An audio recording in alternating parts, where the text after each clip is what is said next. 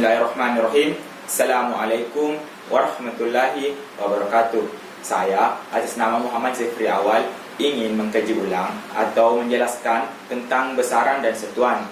Nah, sebelum kita masuk pada materi, kita ketahui dulu apa itu besaran. Nah, besaran itu adalah sesuatu yang dapat diukur. Kemudian satuan merupakan pembanding dalam pengukuran. Misalnya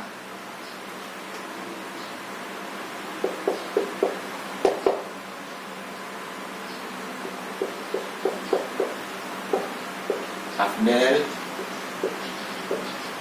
mengukur sebuah meja yang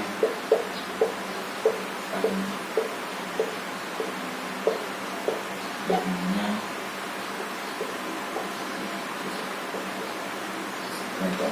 Nah, contohnya yaitu Afdal mengukur sebuah meja yang panjangnya 100 cm. Nah, mungkin kalian bertanya, di manakah di sini besaran dan di mana satuan? Nah, besaran di sini, contoh dari besaran di sini yaitu panjang dari meja. Nah, panjang ini merupakan besaran karena panjang merupakan sesuatu yang ingin diukur. Apa yang mau diukur yaitu panjang dari sebuah meja. Nah, kemudian satuan di sini adalah sentimeter. Nah, sentimeter ini diawali dengan 100. 100 merupakan panjang dari meja. Nah, itulah pembeda antara satuan dan besaran. Nah, kemudian kita masuk pada besaran. Kita masuk pada berdasarkan satuan. Berdasarkan satuan. Nah, berdasarkan satuan, besaran dibagi menjadi dua, yaitu besaran pokok dan juga besaran turunan. Apa sih itu besaran pokok? Besaran pokok merupakan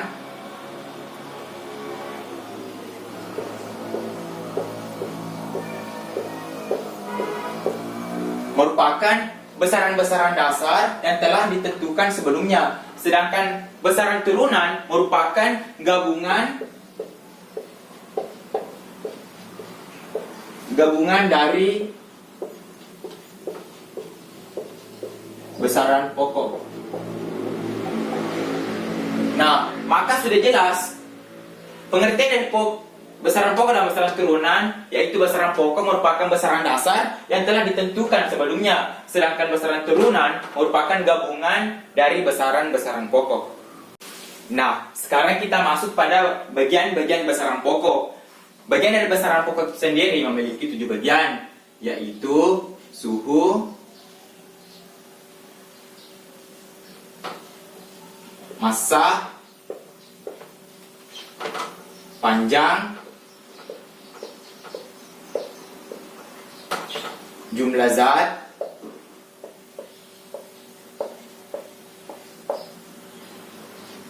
intensitas cahaya,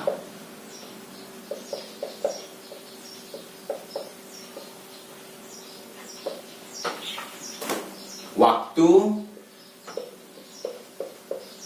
dan arus listrik.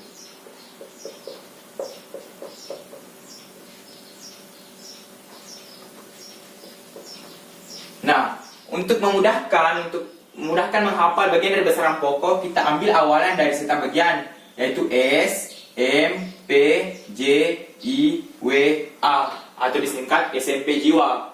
Nah, ini memudahkan untuk menghafal bagian dari besaran pokok. Nah, kemudian kita beralih pada satuan internasional.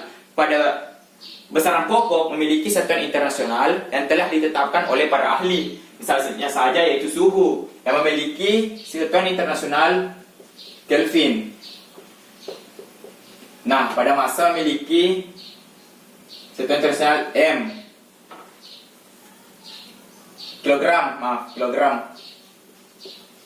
Kemudian panjang yaitu M, jumlah zat mol, intensitas cahaya kandela, waktu detik atau sekon, kemudian arus listrik yaitu ampere. Nah, ini merupakan satuan internasional dari bagian dari besaran pokok. Nah, kemudian pada besaran pokok memiliki lambang besaran. Misalnya pada suhu memiliki lambang besaran T besar. Pada kilogram memiliki besaran M kecil. Pada panjang L besar. Pada mol N besar. Untuk kandela I besar. Untuk detik atau second T kecil. Kemudian ampere adalah I kecil. Nah, pada T kecil dan T besar jangan sampai terbalik, yaitu suhu dan juga waktu. Hal yang membedakan yaitu pada suhu menggunakan lambang besaran T besar, kemudian pada waktu menggunakan lambang besaran T kecil. Nah, bagian-bagian besaran pokok yang lain yaitu ada jarak, diameter, tinggi, dan seterusnya. Nah, apabila kita mendapat soal menggunakan jarak, panjang, diameter, dan tinggi, itu kita menggunakan satuan internasional pada panjang.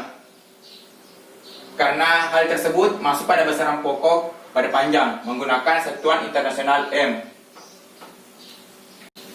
Nah, kemudian kita masuk pada besaran turunan.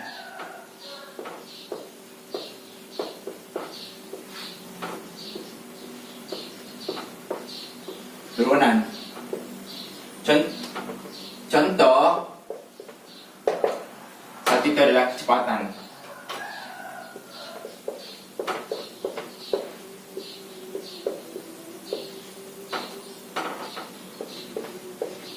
Nah, pada kecepatan memiliki rumus jarak per waktu.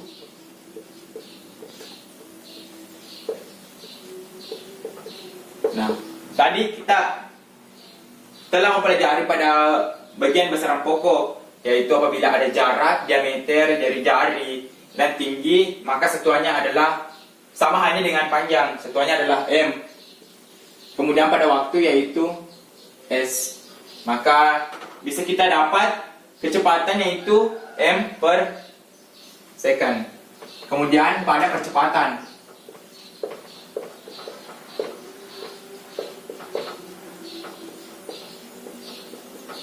nah, pada percepatan menggunakan rumus kecepatan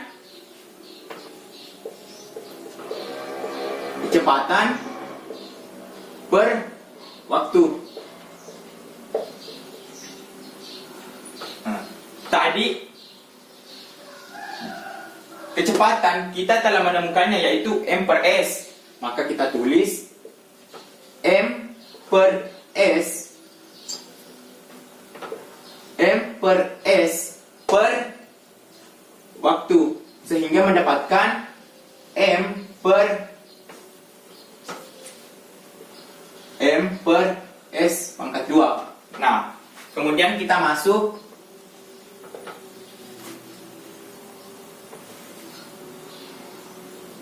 gravitasi.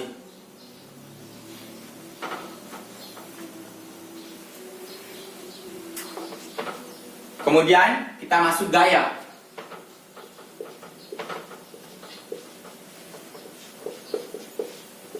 Nah, pada gaya memiliki rumus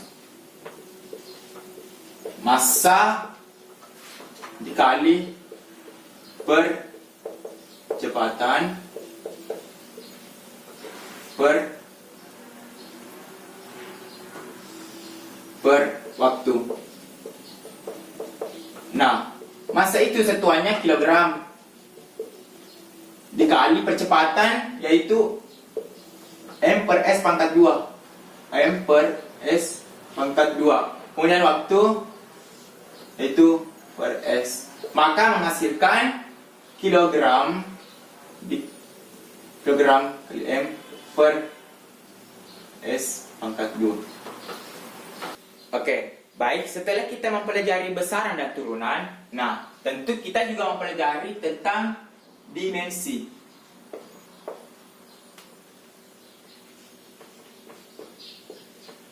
Apakah itu dimensi? Dimensi yaitu cara besaran-besaran turunan yang tersusun dari beberapa besaran-besaran pokok. Nah, sekarang kita masuk pada lambang dimensi. Nah, lambang dimensi pada besaran pokok memiliki lambang dimensi itu sendiri. Misalnya pada suhu menggunakan lambang dimensi theta. Nah, pada lambang dimensi untuk menentukan simbol dari lambang dimensi, ciri-cirinya yaitu kita menggunakan kurung siku-siku. Nah, ini wajib hukumnya untuk menafsirkan lambang dari dimensi. Kemudian pada massa, lambang dimensinya yaitu M besar. Pada meter, L besar. Pada mol, N besar.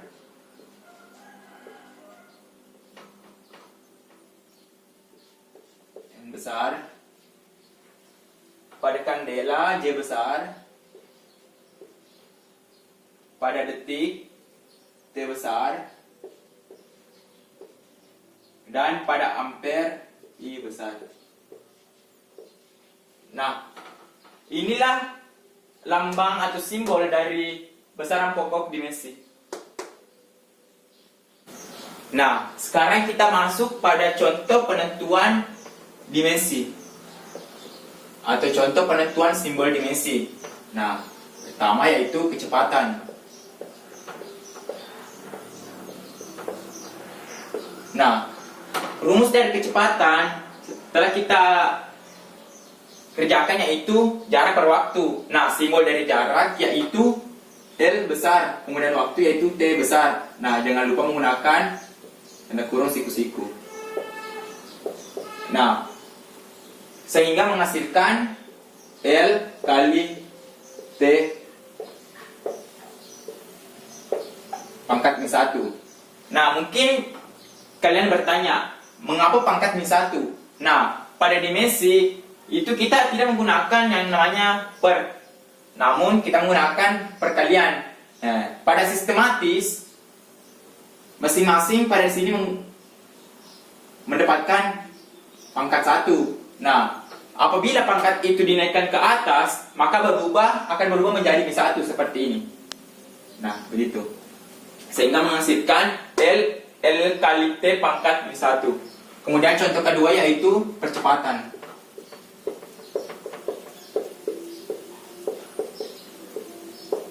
Nah, pada percepatan kita menggunakan rumus seperti tadi, yaitu kecepatan per waktu.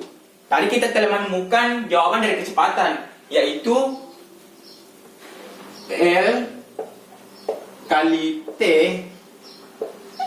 pangkat min 1. Nah, pangkat min 1 per T. Nah, kemudian kita jabarkan seperti tadi.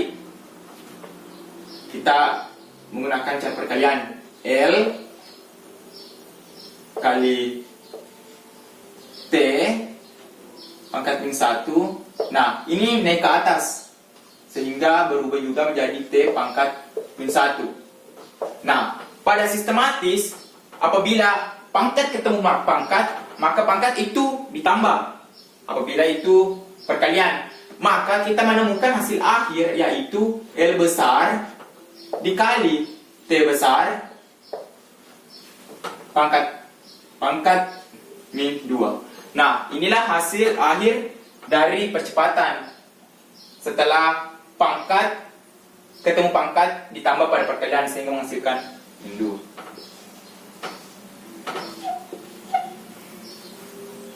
Nah, itulah penjelasan singkat saya tentang rangkuman besaran dan satuan yang telah saya kaji. Nah, apabila ada kesalahan, mohon dikoreksi, karena saya hanya menjelaskan tentang apa yang saya kaji dari besaran dan satuan.